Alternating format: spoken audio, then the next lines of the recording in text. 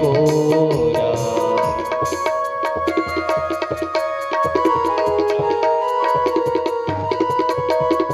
कौन चुराएगा माखन मोरा, फिर भी न कान्हा लागे जीवन कोरा। जल्दी आजा मेरे प्राण प्यारे, हम श्याम बिन जी ना सके, हम श्याम बिन जी ना सके। दर्द जुदाई का, दर्द जुदाई का सह ना सकेंगे, हम श्याम बिन ना सके, हम श्याम बिन ना सकेंगे, हम श्याम बिन ना देओ बिन राम। मैं ना जीर्दाभात पीताम्बरदरुणबिम्बफलाधरोष्ठात् पूर्णेन्दुसुन्दरमुखादरविन्दनेत्रात् कृष्णात् परं किमपि यत्त्वमहं न जाने। ओम श्री राधा कृष्णाभ्यां नमः। ध्याय ध्यानमक्षतं पुष्पं समर्पयामि। बोली राधा कृष्ण भगवान की। पुनः हाथ में अक्षत पुष्प लेकर के श्री वेद व्यास भगवान श्री सुखदेव श्रीमद्भागवत महापुराण का ध्यान करें। प्रहलाद नारद पराशर पुंडरीक व्यासांबरीक सुख सौनक भीष्म दाल्यान रुक्मांगदार्जुन वशिष्ठ विशानि पुनराचनीय जल समर्पयामि। गंधानुलेपनं श्रीखंडं चंदनं दिव्यं गंडाढ्यं सुमनोहरं विलेपनं सुरश्रेष्ठ चंदनं प्रतिगृह्यताम्। अक्षताश्च सुरश्रेष्ठ कुंकुमांता सुशोभिता मया निवेदिता भक्त्या गृहाण परमेश्वर। माल्यादीनि सुगंधिनि मालत्यादीनि वै प्रभो मया हितानि पुष्पाणि पूज्यार्थं प्रतिगृह्यतां। कुसुमाल्यां समर्पयामि।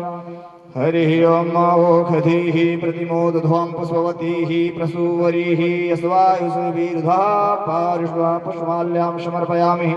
धूपम् आघ्रापयामि। ओ हरिः ओम ब्राह्मणोऽस्य मुखमासीद्बाहो राजन्यः कृतः ऊरु तादस्य तपस्यः भद्राङ्गं शूद्रो जायतः। धूपम् आघ्रापयामि दर्शयामि समर्पयामि।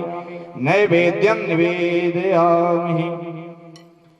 त्वदीयं वस्तु गोतले कौस्तुभं नासाग्रे वरमौक्तिकं करतले वेणुकरे कङ्कणं सर्वाङ्गे हरिचन्दनं सुललितं कण्ठे च मुक्तावली गोपास्त्री परिवेष्टितो विजयते गोपाल चूड़ामणि। बोलिए सद्गुरुदेव भगवान की जय।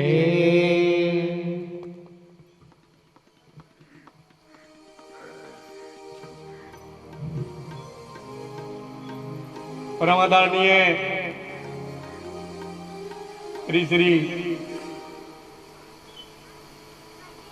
धर्माचार्य स्वामी जी महाराज मन परासीन आचार्य वे महोदय, श्रद्धालु भक्तगण, मातृ स्वरूपा माताएं, बच्चे एवं बच्चियां, आज बड़े हर्ष की बात है और हमारे पास यह शब्द नहीं है कि मैं बता सकूं मेरे घर भगवान आए हैं, मैं अति प्रसन्न हूँ। अब मैं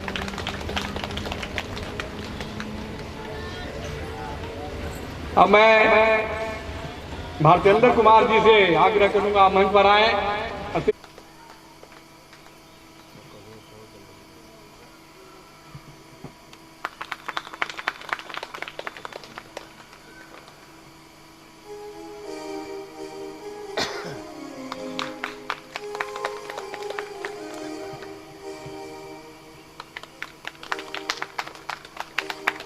अब मैं श्री स्वामी जी से आग्रह करता हूँ। श्री स्वामी जी भगवान की मनसो जात शशो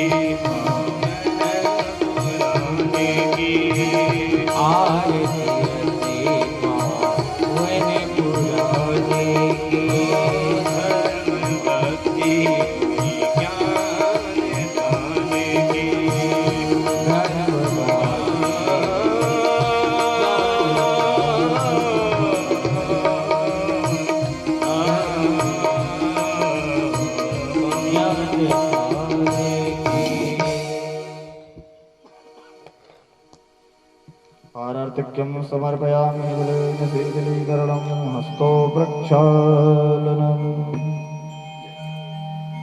बोलिए श्रीमद्भागवत महापुराण की जय। अपने अपने स्थान पर आप लोग बैठ जाएं।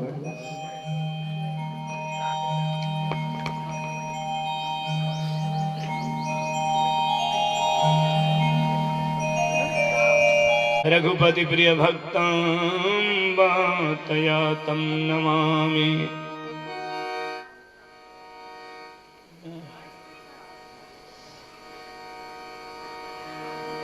बोलिए रामचंद्र भगवान की जय। पवन सुत हनुमान की जय। उमापति महादेव की जय। रमापति रामचंद्र भगवान की जय। बाल कृष्ण लाल की जय। सद्गुरुदेव भगवान की जय। यज्ञनारायण भगवान की जय। श्री राधा रानी की जय। गोवर्धन भगवान की जय। ओम नमः पार्वती पते हर हर महादेव।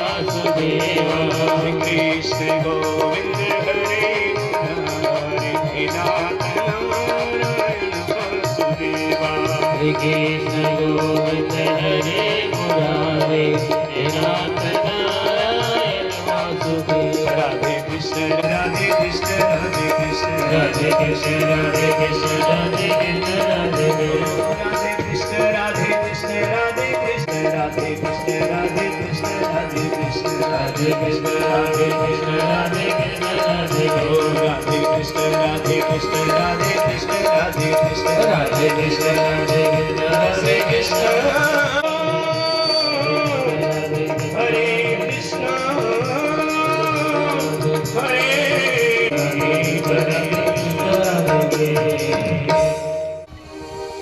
उत्तंग ज्ञानपीठ पर भगवान चंद्रशेखर शिव जी महाराज इस दिव्य श्रीमद् भागवत अमर कथा को देवी भवानी को सुना रहे। भवानी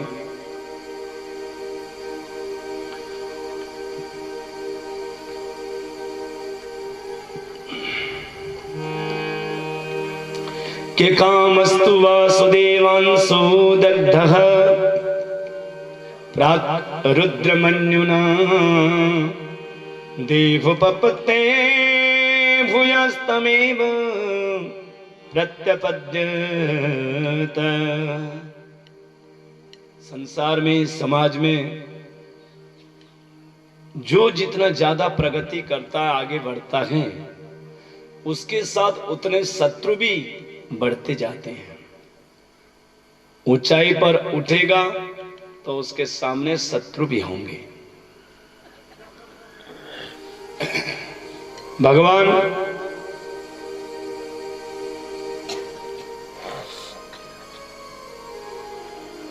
भगवान कृष्ण का प्रभाव धीरे धीरे आगे बढ़ता जा रहा है। रुक्मिणी जी ने आज पहले पुत्र को जन्म दिया, उनका नाम है प्रद्युम्न। कि प्रकृष्ट दिम्न प्रकाशः यस्य सः प्रद्युम्नः, जिसके जीवन में सुंदर कर्म का प्रकाश है उनको हम प्रद्युम्न कहते हैं। भगवान कृष्ण के शत्रुओं की कोई कमी नहीं है। सम्रासुर नाम का एक राक्षस, ये असुर आज भगवान कृष्ण की प्रसूति का गृह से बालक को चुरा करके ले गया और आकाश मार्ग से जाता हुआ समुद्र में फेंक दिया। उस बालक को एक मछली निगल गई। मछुआरों ने जब मछली को पकड़ करके सम्रासुर के घर भेज दिए। सम्रासुर के यहाँ भोजन बनाती हैं विद्यावती। ये वही विद्यावती हैं जब भगवान शिव ने अपने तीसरी आंख के द्वारा कामदेव को भस्म कर दिया, तो भगवान शिव जब रती रोती हुई आई कामदेव की पत्नी, तब भगवान शिव जी ने कहा, देवी तुम्हारा पति जरूर मिलेगा, लेकिन द्वापर में। तुम जाओ सम्रासुर के वहां भोजन बनाने का काम करना, वहीं पर तुम्हारे को तुम्हारा पति प्राप्त होगा। यहाँ पे देवर्षि नारद आए और देवी विद्यावती से कहा, देवी ये जो तुम्हारी गोदी में जो बालक खेल रहा है ये कोई और नहीं है, ये तुम्हारा पति है।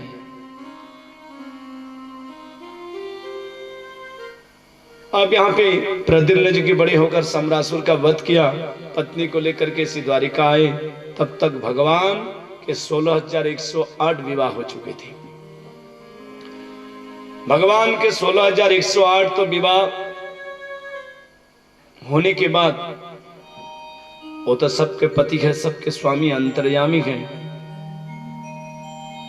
भगवान का दूसरा विवाह भालू की बेटी से हुआ। जाम्बवन जी की पुत्री का नाम है जाम्बवंती, उनसे दूसरा विवाह हुआ। परीक्षित जी ने प्रश्न किया, महाराज भगवान की ये भालू की बेटी जाम्बवंती से कैसे शादी हुई? सुखदेव जी महाराज कहते हैं, द्वारिका में एक बार सत्राजित नाम के एक पराक्रमी राजा आए थे। एक बार वो समुद्र के किनारे जैसे सूर्य भगवान का उपस्थान किया, सूर्य भगवान प्रकट हुए। उनके उस मणि के प्रकाश के सामने वो देख नहीं पाए। महाराज जैसे आकाश में चमकते वैसे यहाँ मेरे सामने चमक, मेरे मित्र होने का क्या मतलब है? सूर्य भगवान ने मणि उतार करके रख दी। कुछ क्षण बात की, इसके बाद जब जाने लगे, भगवान क्या वो मणि मुझे दे दीजिए। सूर्य भगवान ने एक क्षण कुछ विचार किया, फिर उन्होंने मणि लेकर के दे दिए। लो, अब मणि को लेकर सूर्य भगवान अंतर ध्यान हो गए, मणि को लेकर के सत्राजित द्वारिका आए। इस मणि में खूबी क्या है? रोजाना 8 भार सोना की इससे प्राप्ति होती थी। 2 क्विंटल सोना, जरा सोचिए 2 क्विंटल सोना मिले जिसको, जो 10 घंटे रोजाना पूजा करे तो उसको 2 क्विंटल सोना की यहां प्राप्ति होती है। 8 भार सोना रोजाना। सत्राजित महाराज इसके 10 घंटे पूजा करते थे और सूर्य भगवान की कृपा से उनको 8 बार सोना की प्राप्ति होती, इतने सारे सोना पा करके ऐसा आराम में रहते थे। हुआ ऐसा, एक दिन भगवान द्वारिकाधीश ने समझाया कि भाई अगर सत्याजी जी महाराज आप इस मणि को राज खजाने में जमा कर दो तो राज खजाना और दुगना बढ़ जाए। क्यों दूं मैं आपको? सूर्य भगवान ने मुझे दिए, आपको मैं क्यों दूं? चाहते तो भगवान कृष्ण ले सकते थे, लेकिन उन्होंने ऐसा नहीं किया। अब समय बीते, एक दिन सत्यजित के भाई प्रसन्नजित उस मणि को लेकर के शिकार खेलने के लिए जंगल की ओर गया। यहां जंगल में एक शेर ने प्रसन्नजित के ऊपर प्रहार किया, आक्रमण कर दिया, उसको मार करके उससे मणि छीन ली। और उसी रास्ते से ऋषपति जाम्बवन जी जा रहे थे, उन्होंने देखा शेर के मुंह में प्रकाश, जा करके शेर से लड़ाई की और शेर को मार करके उससे मणि छीन करके अपने बेटी जाम्बवंती को दे दी। शाम हो गई, प्रसन्नजित लौटा नहीं। दुविधा में सत्यजित, क्या रे मेरा भाई शाम हो गई आया नहीं अभी तक, क्या करें? कहीं कल कृष्ण ने कहा था कि मणि अगर जमा कर दो राज खजाने में तो खजाना बढ़ी, अब क्या करें? कहीं कृष्ण ने तो नहीं मार दिया, मणि छीन ली हो? और ये बात तो धीरे धीरे पूरी द्वारिका में फैल गई। और जब फैल गई, भगवान कृष्ण को जब पता लगा तो कृष्ण भगवान को थोड़ा सा धक्का लगा। भगवान कृष्ण ने सोचा कि देखो चोरी की नहीं, आज झूठा कलंक लग गया। आपने गुरुदेव गर्गाचार्य जी से जाके पूछा, गुरुदेव मैंने कोई तो चोरी नहीं की, ये झूठा कलंक क्यों लग गया? गर्गाचार्य जी ने ध्यान देकर देखा कि देखो बात ऐसी है, तुमने एक बार भादो महीने के शुक्ल पक्ष के चौथ के चांद को देख लिया था, वो भी गाय के पैरों के चिन्ह बना था, उसमें पानी भरा था, उसमें तुमने उस भादो महीने के शुक्ल पक्ष के चांद को देखी थी, इसीलिए ये झूठा कलंक लग गया। कलंक लग गया तो हमारा तलाशी भी करनी चाहिए, कलंक को तो मिटाना ही होगा। इसीलिए भगवान कृष्ण अक्रूर जी महाराज, बलदाव भैया और कुछ सेनाओं को लेकर के जंगल की तरफ चले तो सामने देखा प्रसन्नजित मरा पड़ा था। अब उससे कुछ आगे दूर गए तो देखा वहीं पर शेर मरा पड़ा था। देखो इस प्रसन्नजित को शेर ने मार दिया, मणि छीन ली, बाद में शेर को किसी और ने मार करके उससे मणि छीन ली। इसका अर्थ यह, इतने में गुफा के अंदर से आवाज आई, जाम्बवंती रो रही थी। तब भाई ने समझाया, तुम रो मत जाम्बवंती। क्यों? क्योंकि शेर ने प्रसन्नजित को मार करके मणि छीन लिया, आपके पिताजी ने शेर को मार करके मणि छीन ली, ये मणि अब तुम्हारी है, रो मत। भगवान कृष्ण समझ गए कि हो ना हो इसी गुफा के अंदर जरूर मणि है। तो सबसे कहा, भाई आप लोग यहाँ रहना। अक्रूर जी ने कहा, महाराज आगे खतरा है। खतरा? खतरा को तो देखना ही है, लेकिन कलंक मिटाना जरूरी है। इसीलिए भगवान कृष्ण आगे बढ़ी। देख करके जाम्बवंती घबरा गई, पिताजी पिताजी। जाम्बवन जी महाराज आए, क्या हुआ बेटी? ये देखो। कौन हो तुम? कहा वसुदेव नंदन कृष्ण। कौन वसुदेव नंदन? का यशोदा नंदन कृष्ण। कहा मैं कोई वसुदेव नंदन कृष्ण या यशोदा नंदन कृष्ण को जानता नहीं हूँ। क्या करने के लिए आए हो?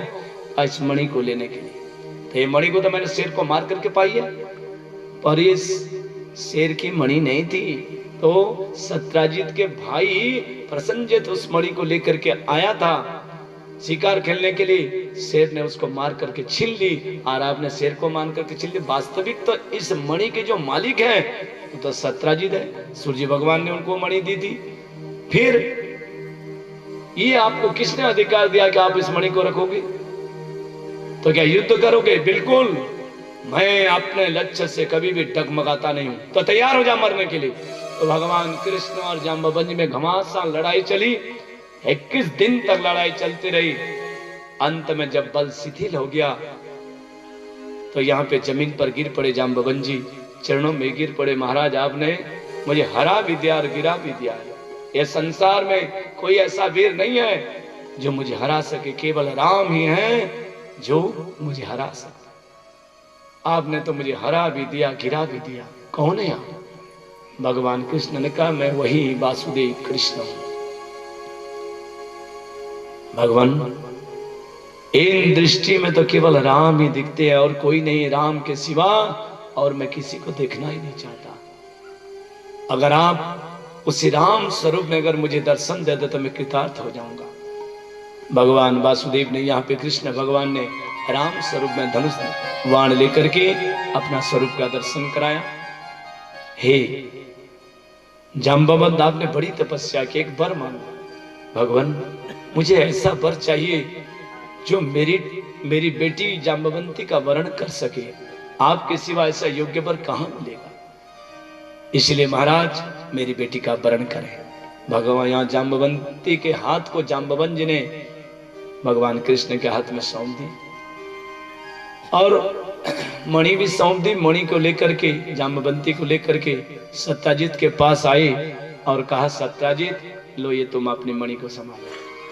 सत्याजित बहुत लज्जित हुए, कहा महाराज मुझे क्षमा करें, आपके जैसे धर्म पुरुष के ऊपर मैंने आक्षेप लगाया। अरे आक्षेप अगर नहीं लगाते तो फिर जाम्बवंती कहां से मिलती? अब संभाल के रखना।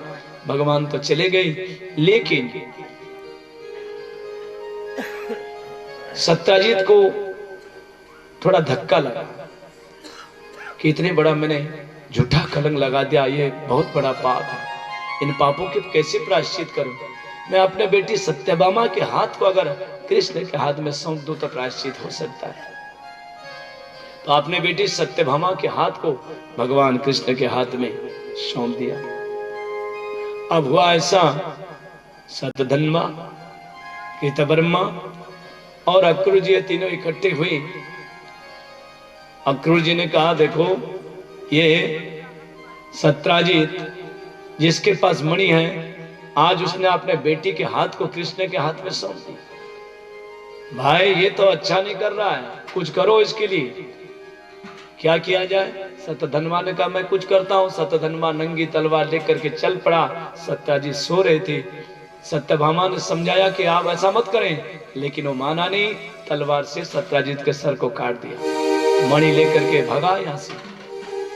यहां सत्यभामा ने जाकर के भगवान से शिकायत की तो भगवान कृष्ण यहाँ पे रथ के पर आरूढ़ हुए, बलदाव भैया को लेकर के चल पड़े। घबरा करके यहाँ पे सतधन्वा जाकर अक्रूर से कहा महाराज मुझे बचाइए, इस तीनों लोक में कोई भी ऐसा वीर नहीं है जो कृष्ण से लड़ सके, उसको हरा सके।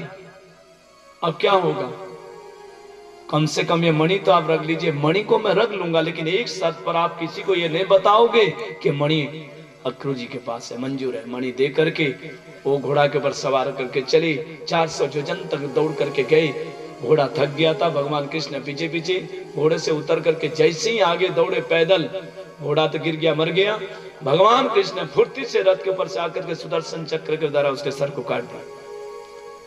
जाकर के तलाशी की, मणि मिली नहीं। बलदाव भैया ने पूछा मणि मिली नहीं। यही तो बात है। गुस्से में चले गए वो जनकपुर नगरी।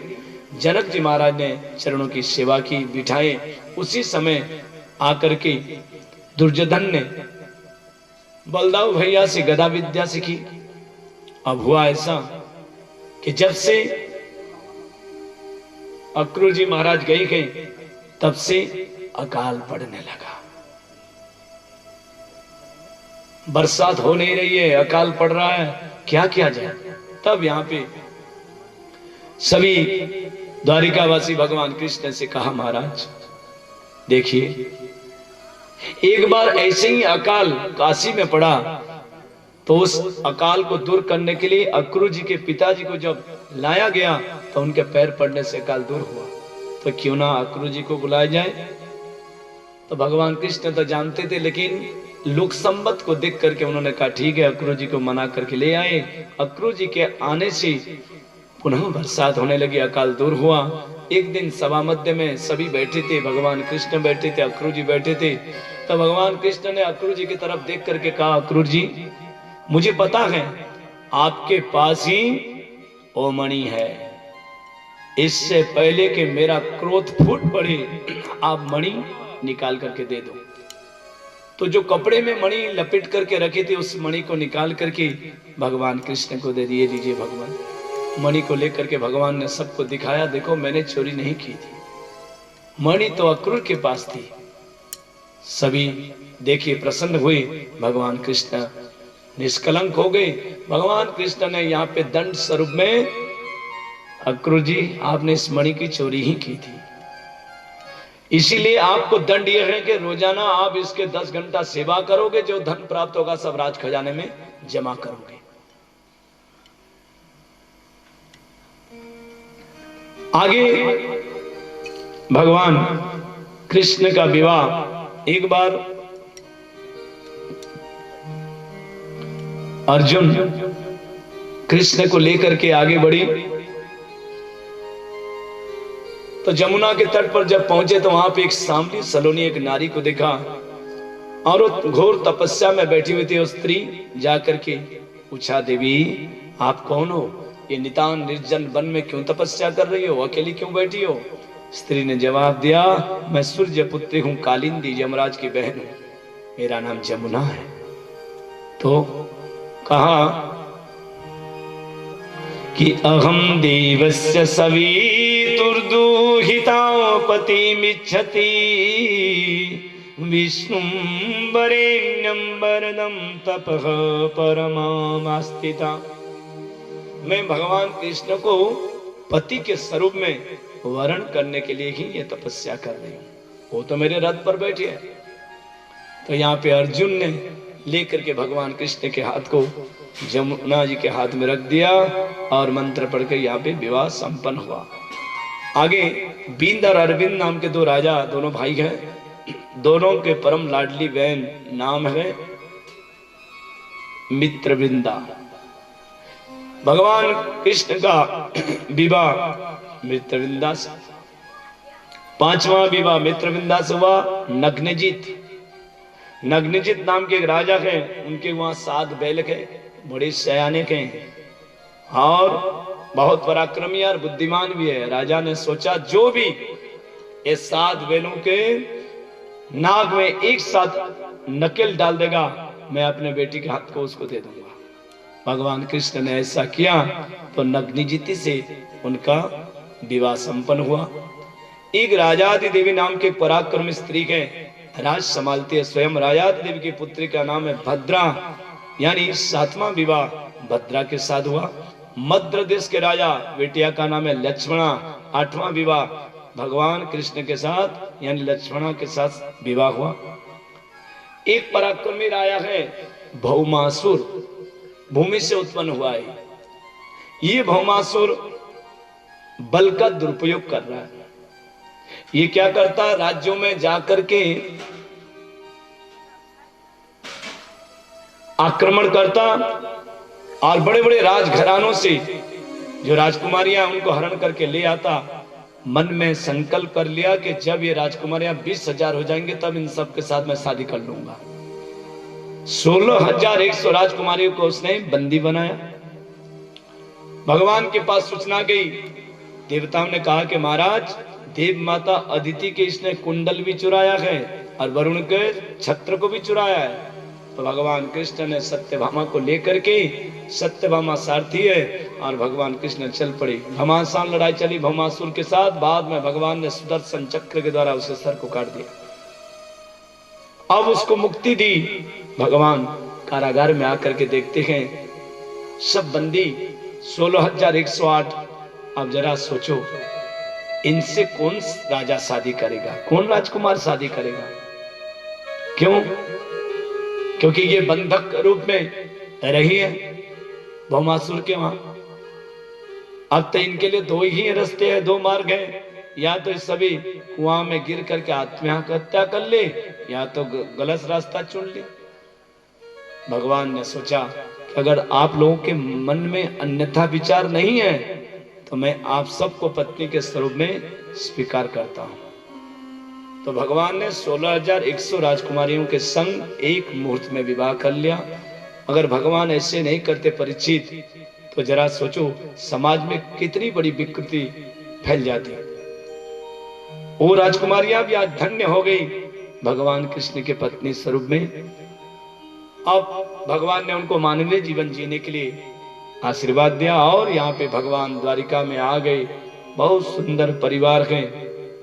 भगवान के इतने विवाह, आप इसके प्रश्न उठता है कि 16,108 है क्या, इसका मतलब क्या है? वेद में 3 कांड है, कर्म कांड, ज्ञान कांड। तो जो ज्ञान कांड है, ज्ञान कांड की 4,000 मंत्र है, कर्म कांड के 80,000 मंत्र है, उपासना कांड 16,000 मंत्र उपासना कांड के हैं। यानी ये 16,000 वेद के जो उपासना कांड के मंत्र है वो सब श्री कृष्ण के 16,000 पत्नी हैं। और 100 प्रकार के जो उपनिषद हैं वो जिनमें कृष्ण भक्ति का प्रतिपादन किया गया है, वो 100 प्रकार के उपनिषद ही श्री कृष्ण की पत्नी है। लिखा है ना गीता में कि भूमिरापो अनलो वायु खमनुर्बुद्धिरेव च अहंकारेति अम्मे भिन्ना प्रकृति अष्टधा। 8 प्रकार की जो प्रकृति होती है, भूमि, जल, अग्नि, वायु, आकाश, मन, बुद्धि, अहंकार, ये 8 प्रकार की जो प्रकृति है वो भगवान के 8 पाटरनियां है। इस प्रकार से 108, यानी इस प्रकार से अगर देखा जाए तो ये 16,108 हो गए।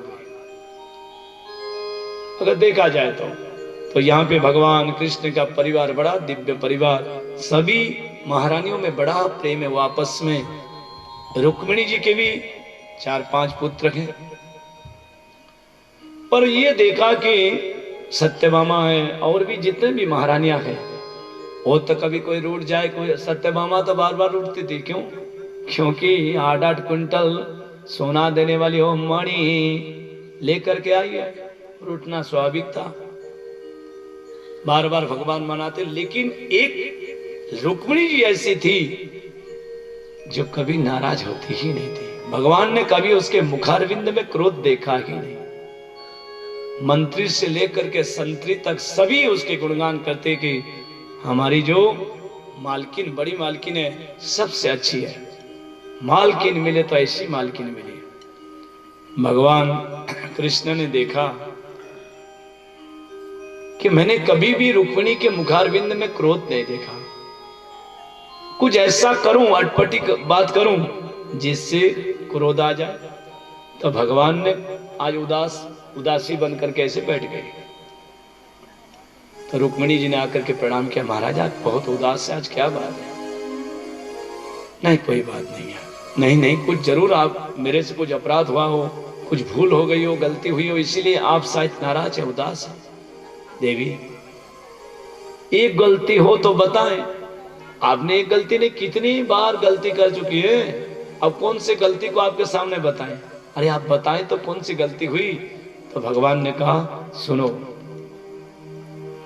राजपुत्रीप्सिता भूपे लोकपाल विभूतिभिः महानुभावैः श्रीमद्भिरुपोदार्यबलोर्जितैः। भगवान कृष्ण कहते हैं सबसे बड़ी आपने पहली गलती ये की कि आपने मेरे साथ विवाह किया।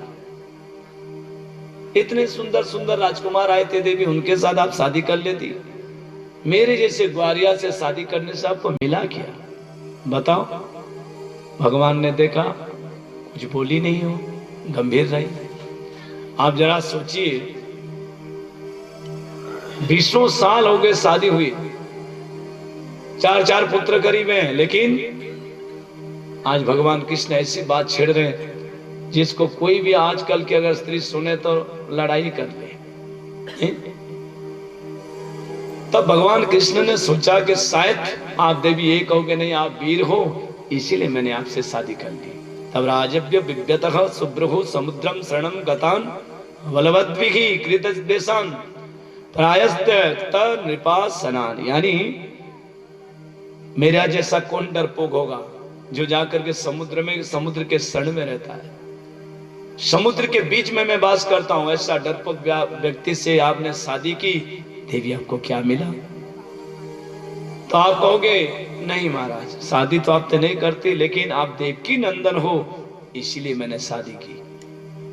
फिर भी जब मुखारविंद में कोई क्रोध नहीं देखे, तब भगवान ने कहा आपको पता है देवी, आपने ऐसे व्यक्ति के साथ शादी की जिसका कोई पता आता नहीं, ना माँ है, ना बाप है, ना कोई है। फिर उससे शादी करने से आपको क्या फायदा मिला? तो आप ये कहोगे कि महाराज आप बहुत सुंदर थे इसीलिए मैंने शादी की। तो भगवान ने कहा देखो, जब से मैंने कालिया नाग के साथ युद्ध किया ये मेरा शरीर ही काला हो गया। देवी, राजा कभी तो बना नहीं, गद्दी कभी मिली नहीं, दुनिया के लोग मुझसे देश करता, दूसरे से क्या कहूं, आपके खुद भाई रुक्मी वही, उससे ही मेरा नहीं बनता मारा। अब क्या करें? देखो, इसीलिए देवी आपको मेरे साथ शादी नहीं करनी चाहिए। और मेरा भजन कौन करते हैं? वो संत महात्मा जो वैराग ले लिए, जिनके पास कुटिया है, झोपड़ी में रहने वाले गए, भिक्षा मांग करके अपने जीवन जीते गए, ऐसे महात्मा लोग मेरे भजन करते हैं, कीर्तन करते हैं। तो मुझसे शादी करने से आपको क्या मिला देवी? और अभी भी समय बिगड़ा नहीं है, अगर आप चाहो तो रुक्मिणी शिशुपाल के साथ दोबारा आपकी शादी करा दे। 5 पुत्र हो चुके हैं। और रुक्मिणी ने जब ये बात सुनी, उसको चक्कर आ गई, जमीन पर गिर गई। भगवान ने तुरंत 4 भुजा धारण करते हुए उसको अपने हाथों पर ले लिए। एक हाथ पर पंखा चला रहे, दूसरे हाथ से कपड़े लेकर के पसीना पोंछ रहे। देवी, अरे मैं तो ऐसे माया क्या स्वभाव पाला हूं, मैं तो ऐसी परीक्षा ले रहा था कि मैंने कभी रुक्मिणी के मुख पर क्रोध देखा नहीं, जरा देखें तो आज। बाकी देवी, मेरे अंदर कोई ऐसी बात नहीं है। भगवान, आपने जो कहा कौन सी गलती बात की? आपने बिल्कुल सही बात कही। कैसी? कि देखो महाराज, कहां तो प्रकृति से आबद्ध एक में नारी, और कहां आप प्रकृति से पर पुराण पुरुषोत्तम, जिसका ना आदि है ना अंत है, उसके साथ मेरा मेल कैसे हो सकता है महाराज? ये तो आपने दया करके, कृपा करके मुझे अपना लिया, ये तो मेरा सौभाग्य है। दूसरी बात, आपने कहा मेरे माता पिता का पता नहीं। महाराज, आपके कौन माता पिता है? सारे जगत के माता पिता तो आप स्वयं हैं। अब आप किसी को दादा कहो, मामा कहो, काका कहो, वो आपकी इच्छा है महाराज, आपके दोष है। और तीसरी बात यह है कि राजाओं से डर करके मैं सदैव समुद्र में रहता हूं। महाराज, जिस हृदय में अविद्या, अस्मिता, राग, द्वेष, अभिनिवेश, ये शत्रु बैठे हैं, उस हृदय में आप कभी निवास करते। आप तो सदैव आत्मा रूपी समुद्र में ही निवास करते महाराज। संताकारं भुजग शयनम पद्मनाभं सुरेशं विश्वाधारं गगन सदृशं मेघवर्णं शुभांगं लक्ष्मीकान्तं कमलनयनं योगिर्विद्यानिगम्यं वन्दे विष्णुभवमयवर्णं सर्वलोकैकनाथं। आप तो महाराज सदैव भक्तों के हृदय में ही निवास करते हैं। और महाराज, आप कहते हो मैं काला हूं, मुझसे शादी करने से आपको क्या मिला? महाराज, काला हो तब ऐसा कर रहे हो, इतने कमाल कर रहे हो, गोरे होते तब क्या होता? और आप कहते हो कि हमारे तो भाई भजन वही संत महात्मा जो कुटिया में रहने वाले भिक्षा मांग करके खाते हैं, उनके वही मेरे भजन करते हैं। अगर संसार में देखा जाए तो महाराज, सबसे धनवान कोई व्यक्ति है वो संत महात्मा की है। कबीरा सब जग निर्धना, धनवंता नहीं कोई, अरे धनवंता सोई जानिए, जाके राम नाम धन होए। कबीरा सब जग निर्धना, सारे जगत में महाराज धनवान वही है जिसके पास राम नाम रूपी धन है। वो महात्मा लोग जिनके पास ज्ञान रूपी धन गए, वैराग्य रूपी धन है, भक्ति रूपी धन गए, राम नाम रूपी धन है, वही धन्य है जिनके पास शाश्वत धन है। नाशवंत ये धन से क्या होगा महाराज, तो नष्ट हो जाना। अब यहाँ पे भगवान कृष्ण ने उठा करके हृदय पर लगा लिया और कहा, देवी आपके इन गुणों के कारण तो मैं आपसे बहुत प्रेम करता हूं। अब सुखदेव जी महाराज कहते हैं, परीक्षित भगवान के पति हैं अनिरुद्ध। 2 विवाह हुए, एक विवाह रुक्मी के पति के संग हुआ, दूसरा विवाह बाणासुर के पुत्री उषा के संग। बाणासुर की पुत्री उषा ने स्वप्न में प्रद्युम्न नंदन अनिरुद्ध जी को देख लिया था। परिणाम ये हुआ कि उनकी सहेली चित्रलेखा बड़ी योगिनी थी। वो रात्रि में जाकर के द्वारिका से योग के माध्यम से श्री कृष्ण के पौत्र यानी अनिरुद्ध जी को लेकर के आ गया। भगवान नारद के द्वारा, जब नारद के द्वारा भगवान को पता लगा, तब बाणासुर के पास आकर के कहा, हमें हमारे पौत्र को लौटा दो। जब नहीं लौटाया तो युद्ध छिड़ गया, घमासान लड़ाई चली और अंततः यहाँ पे बाणासुर का अपने पुत्री का विवाह अनिरुद्ध से करना पड़ा।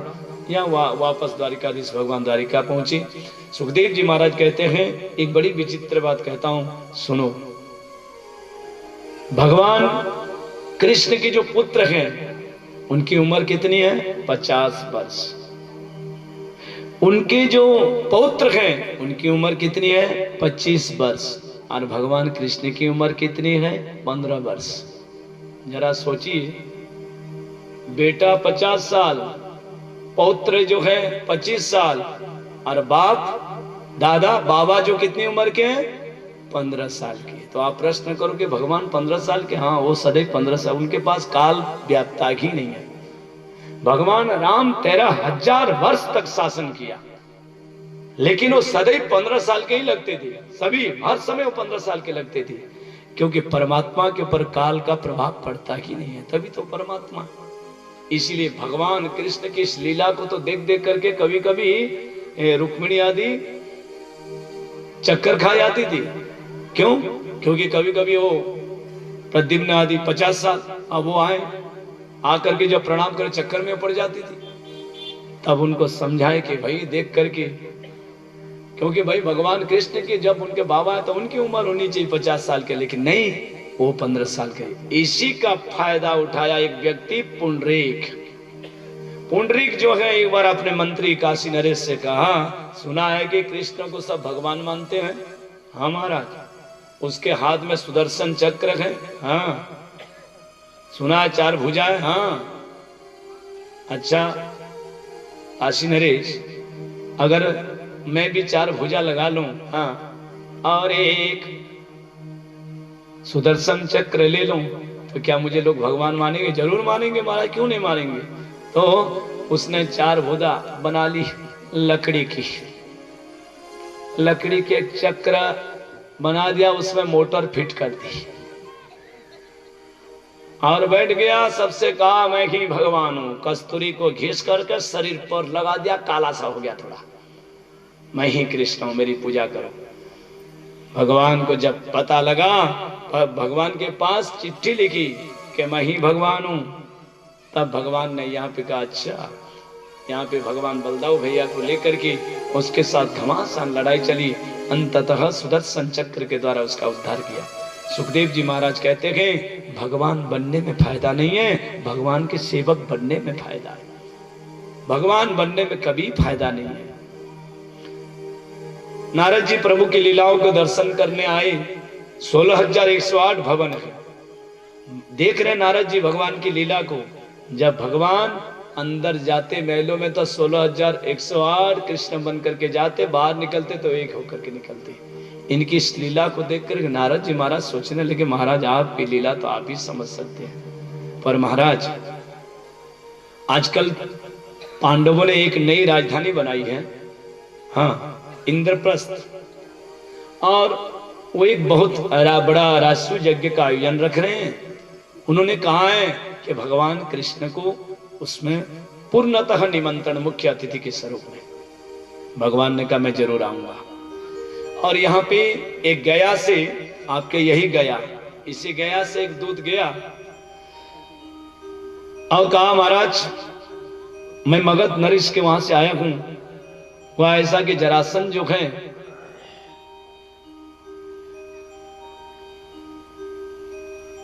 क्या हुआ? जरासंध ने 20,000 राजाओं को बंदी बना करके रखा है और वो नर बलि देने के लिए तैयार है। किसी भी वक्त वो नरबली कर सकता है 20,000 राजाओं को। उन सब राजाओं ने सूचना भेजी मेरे हाथ से कि महाराज आप उनकी रक्षा करें। अच्छा, मैं जरूर प्रयास करूंगा, उनको बचाने का प्रयास करूंगा। तो भगवान ने सोचा कि क्या नाटक करूं जिससे जरासंध का उद्धार भी हो जाए, और सीधे इंद्रप्रस्थ पहुंचे। इंद्रप्रस्थ आकर के पांडवों से बोले, आप लोगों ने आप राजधानी बनाना चाहते हो? हाँ। राजसूय यज्ञ करना चाहते हो? हाँ। मालूम है समस्त राजाओं को आपने जीत लिए? जी, सबको तो जीत लिए, लेकिन जरासंध के पास बहुत बड़ी सेना है, उसको महाराज हम बिल्कुल पूर्णतः नहीं जीत पाए। देखो, जो व्यक्ति कईयों को मार रहा है, अत्याचार फैला रहा है, पाप फैला रहा है, उसको धोखे से मारने में कोई पाप नहीं लगता है। इसलिए भीमसेन को पंडित बनाया, अर्जुन को ब्राह्मण बनाया, ब्राह्मण का रूप लेकर के तीनों जरासंध के पास आए। जरासंध ने बड़ा स्वागत किया, आओ ब्राह्मण आओ, आप सबका स्वागत है, क्योंकि ब्राह्मणों के प्रति मेरी बहुत श्रद्धा है। जब से मैंने, याद है वो कृष्ण 17 बार मुझे पराजित कर दिया, लेकिन 18वीं बार जब मैंने ब्राह्मणों को नियुक्ति दे दी कि आज मेरी जीत होनी चाहिए, नहीं जीत होगी तो फिर समझ लो तुम सब सूली पर चढ़ जाओगे। परिणाम क्या हुआ? वो कृष्ण भाग गया, भगोड़ा रणछोड़ बन गया। भगवान कृष्ण ने सोचा, अच्छा 17 बार मैंने हरा दिया, उसके बारे में नहीं चर्चा कर रहा है, एक बार इसने हरा दिया, ब्राह्मणों के कारण जाना पड़ा, तो ये अपनी बड़ाई कर रहा है। कहिए कैसे आप लोगों का आना हुआ? आप लोगों का स्वागत है, क्या चाहिए बोलिए। भगवान कृष्ण ने कहा, महाराज क्या अपना परिचय नहीं दिया आप लोगों ने?